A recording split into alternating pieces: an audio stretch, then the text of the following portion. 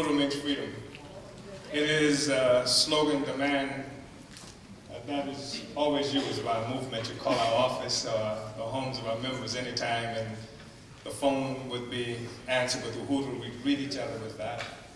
It is Swahili, and it is a word, slogan, demand that was popularized in the 1950s by an organization called the Kenyan Land Freedom Army that was commonly known as the Mau Mau, that fought an incredible war for liberation against the British in the 1950s.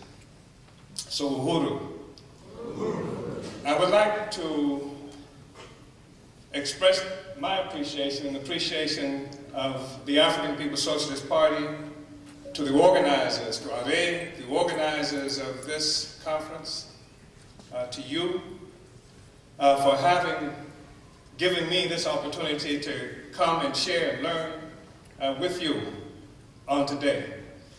I think that it is probably obvious to everyone who is here, not only because of the presenters who have preceded me, but because of these times, that this is an historic conference that is occurring here today. And I think that some months and years from now, you'll be able to look back at this conference as a turning point in a lot of different ways.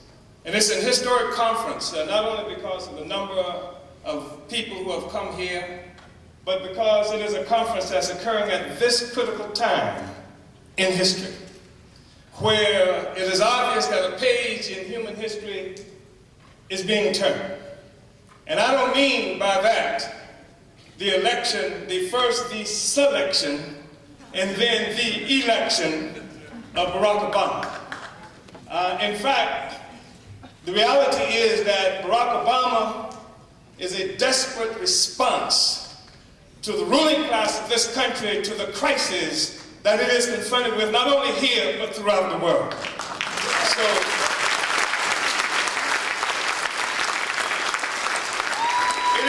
it is this crisis that makes this such an historic conference.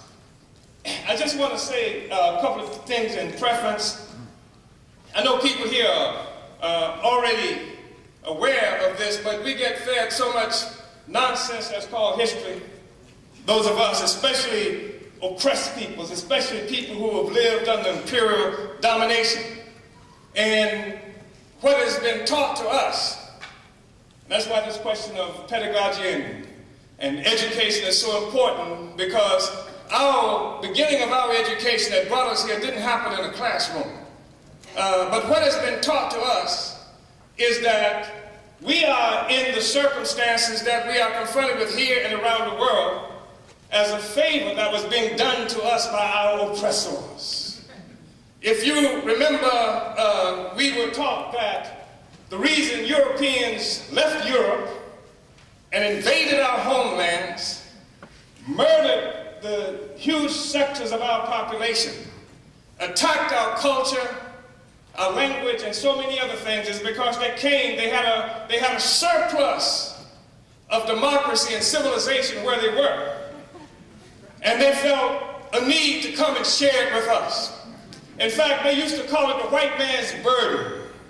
Say, we don't want to do this. We hate traveling across these oceans and what have you to get to Africa, to get to what they now call America, but it's our burden, it's our duty, because we are so white, we are so civilized, and we have to take this civilization, we have to take this Christianity and what have you to all these other savages. So they were doing us a favor when they came here.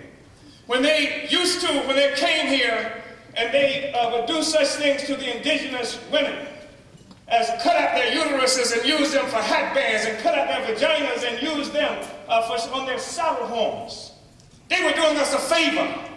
They were bringing to us civilization and Christianity. This is the nonsense that we've been taught.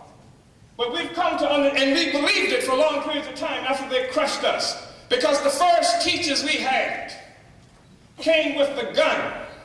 They didn't come with a classroom, they came with the gun.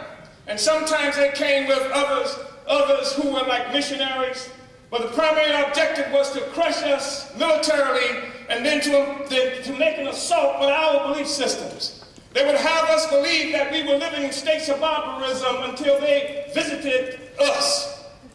And so they attacked our belief systems everywhere. And someone mentioned in a workshop that I was in earlier what used to happen to the indigenous people, how they would capture the children and take the children off to these schools and what have you to make them act white light.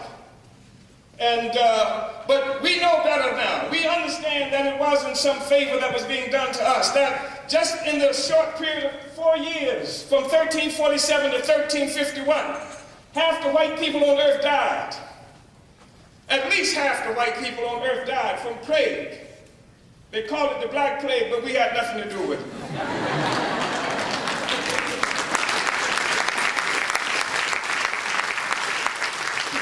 And if you can imagine, anywhere where half the population dies in just that short period of time, and of course, the disease, the plague, and its consequences lasted for 100 years because this was the main plague, but there were others that followed it, and disease lasted for 100 years. It impacted on Europe in such a deep and profound way. And you know that if half the population, any place dies in a 4-year period, you can't have a viable economy. You can't lose half your population and have a viable economy in a 4-year period. You don't have a population that's crossing the ocean blue to bring civilization and religion. You have a population that's escaping poverty and disease. And in fact, this is how Europe rescued itself.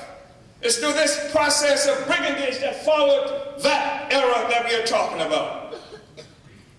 When we met Europeans, there was no such thing as European freedoms. When we met Europeans, they lived under a period of feudalism, where it was not exactly slavery. People were not being bought and sold, what have you, but it was the next closest thing to slavery. They were tied to the land, locked on the land. If the land was sold, they went with the land. They had no rights. This nonsense about a man's home is his castle. No, not during this era. The castle was the property of the landlord, the nobility, just as where the majority of the people resided was owned by the nobility. When we met Europeans, they were unhealthy, unfree, and had no resources. There was a person, I think, from the 1920s who made his living robbing banks. His name was Willie Sutton. And when Willie Sutton was finally captured, they say, "Willie, why did you rob the banks?" And he said, "That's where the money was." And if you want to understand why Europe left Europe and came to what they now call the Americas, and came to Africa and all the various other places around the world, that's where the money was. That's where the resources were. That was the thing that brought them. That's what brought them from the circumstances that they lived in as unfree people. When they met us, we were free, and they were not. When they met us, we had resources, we were healthy, and they were not. And now, if you look at the world, the script has been flipped. As young folk like to say, it is we who are unfree. It is we who are unhealthy.